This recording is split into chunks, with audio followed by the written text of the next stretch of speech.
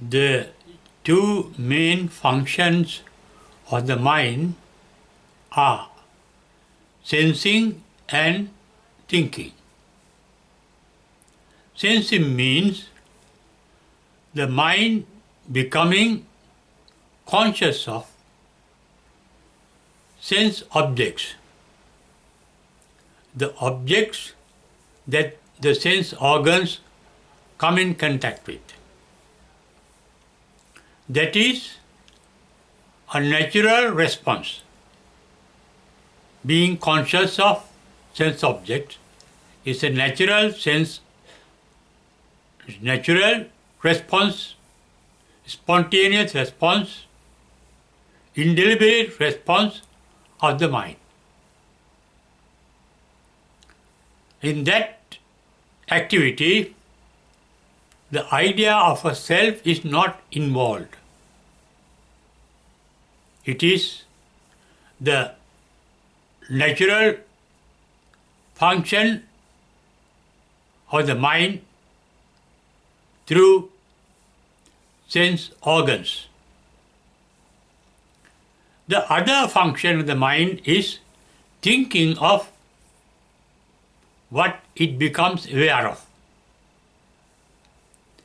Being aware of sense objects is often referred to as awareness or the presence of the mind. That is a type of Buddhist meditation. Not only Buddhist meditation, any meditation starts with being conscious of mental awareness, mental consciousness. And the second function of the mind thereafter is thinking of what the mind becomes conscious of, or what the mind becomes aware of. Thinking is a deliberate activity, while sensing is indeliberate.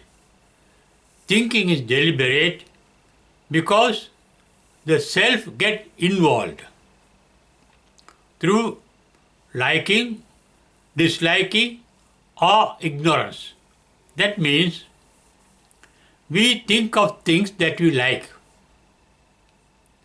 If we have things that we like, we think of keeping them, maintaining them, perpetuating them, preserving them, saving them, and so on. But all those expected activities are not in the living present, but in the unborn future. We want to maintain the object. We want to keep it safe. We want to save it, or we want to improve it. Not at the moment, but in the future. Any moment of the present moment is the future. That is the unborn future. Therefore, the deliberate act of thinking is future-oriented, related to the unborn future. But at the same time, the deliberations or the future hopes are based on the past experiences, based on our memories retained in our brain.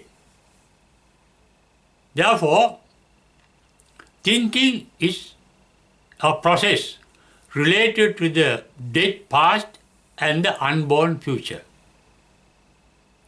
And what happens in thinking, the mind is moved away from the living present into the unborn future and the dead past. That means, while in the mode of thinking, the mind is not with the actual reality, because The dead past is not an actual reality, nor the unborn future. They are only mental images, mental projections. The mind projecting from the present into the dead past and into the unborn future through imagination. That is, the thinking mind lives in a world of dreams, world of hopes, world of anticipations, world of past experiences, which are not actually real, but only mental concepts, not real things. But sensing is a present activity. We become aware of things at the present moment. Being aware is to be in the present moment. That is why it is called the presence of mind. In thinking, the mind becomes absent, the real mind. The living mind becomes absent. The mind of the present moment is absent in thinking because it travels into the dead past and the unborn future, which are not actual realities at the moment. The Buddhist meditation is called the process of mind, practicing of awareness.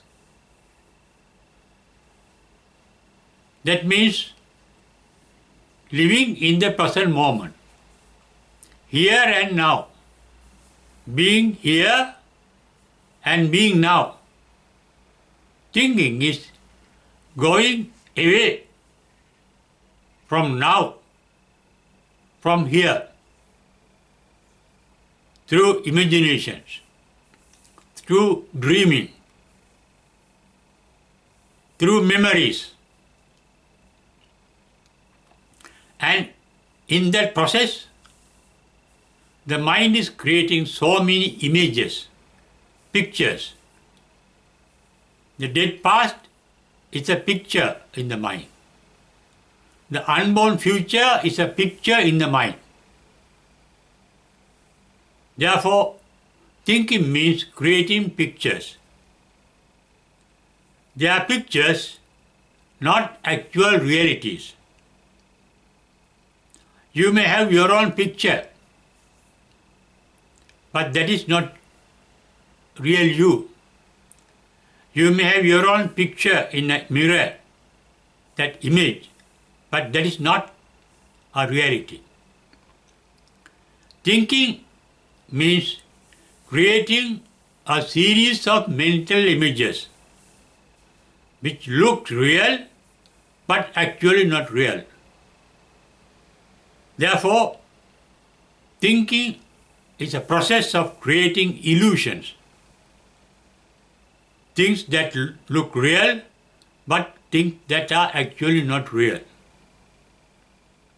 Enlightenment means realizing the reality here and now. The actual reality here and now is called nirvana in Sanskrit and nibbana in Pali. And as that actual reality is here and now, in Pali, the nirvana or nibbana is referred to as sanditthiko ehipassiko. Sanditthiko means that can be seen now at the present moment. Ehipassiko means that can be seen here. Seeing means not seeing by the eye, but by the insight, but by the mind.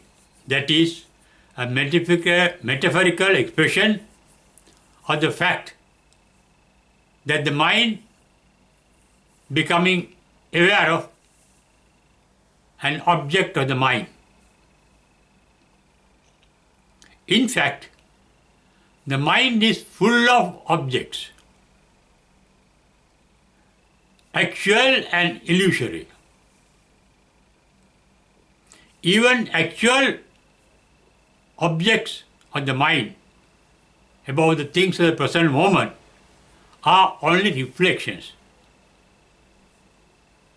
They are actually not the real object outside us, not the real objects that our sense organs becomes aware of. Our sense organs become aware of.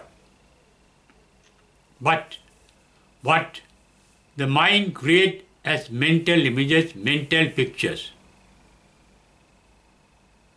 Therefore, both in sensing and thinking, mind is facing mental objects, mental images, which are actually not real.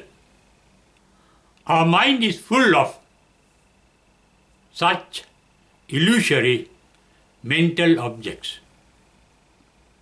It is a reservoir of illusory mental objects. Enlightenment means going beyond these illusions to face the reality behind the illusions.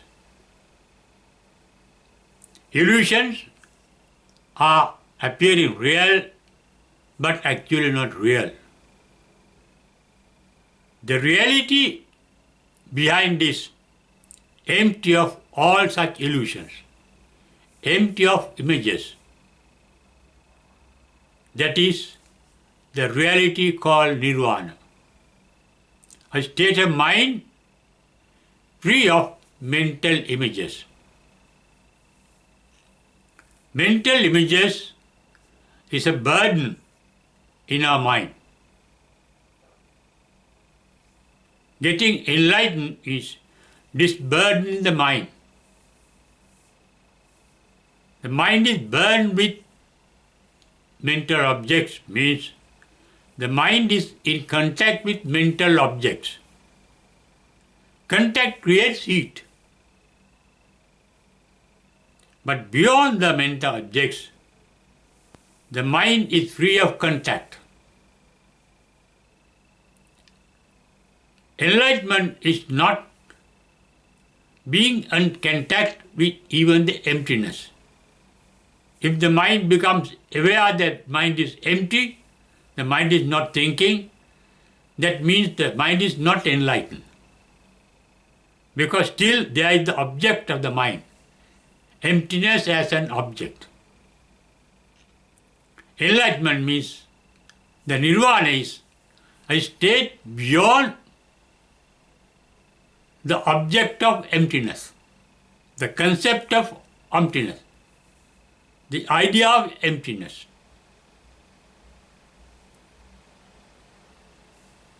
It is only then the mind is completely free of its burden of holding mental concepts, mental images.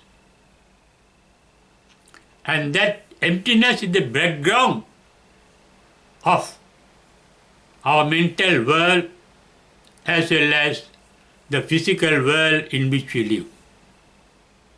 Any physical objects need an empty space for its manifestation. If the objects are not there, what remains behind is an emptiness. That emptiness is not created, not born, not decaying, not dying. It is eternal. That is the eternal truth called nirvana. The absolute truth that is not created, that is not born, that is not done by the mind, and that is not composed of things by the mind. it is the actual reality.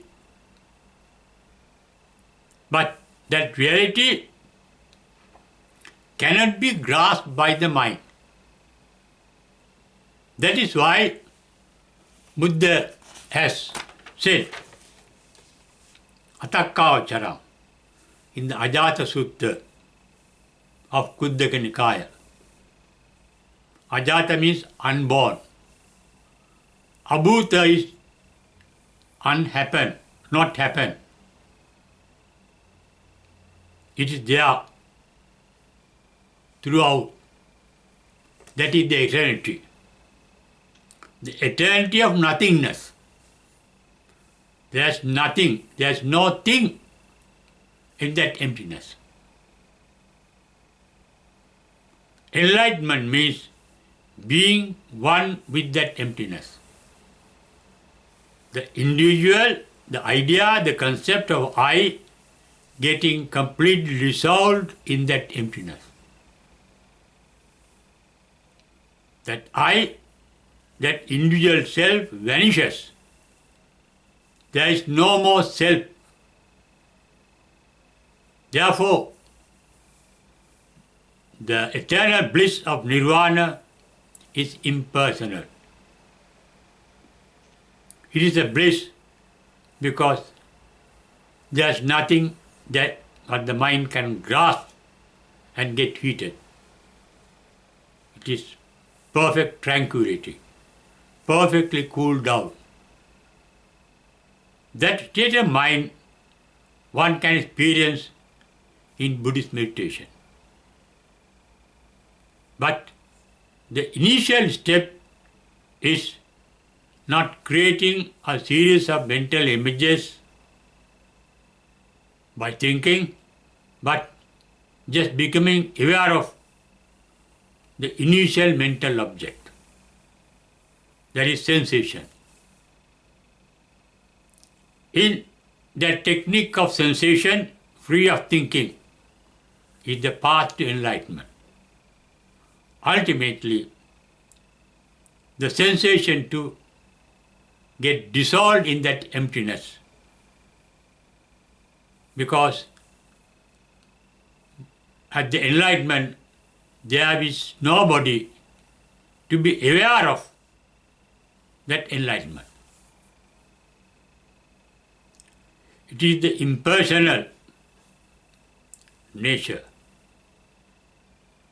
impersonal truth of the universe, the impersonal truth of ourselves. We are persons means mental concepts, ideas. The actual truth is we are not persons. Though in practical sense we have a separate way of thinking, we have a separate body of functioning, those are practical truths. But they are only vehicles of that eternal reality, the ultimate truth called nirvana in Sanskrit and nibbana in Pali. That it's an actual reality one can realize by oneself, because it is not nowhere else. It is here and now. It is in you and it is also outside you. That is the unbound truth. The truth unbound by time dimensions and space dimensions. That is the eternal truth.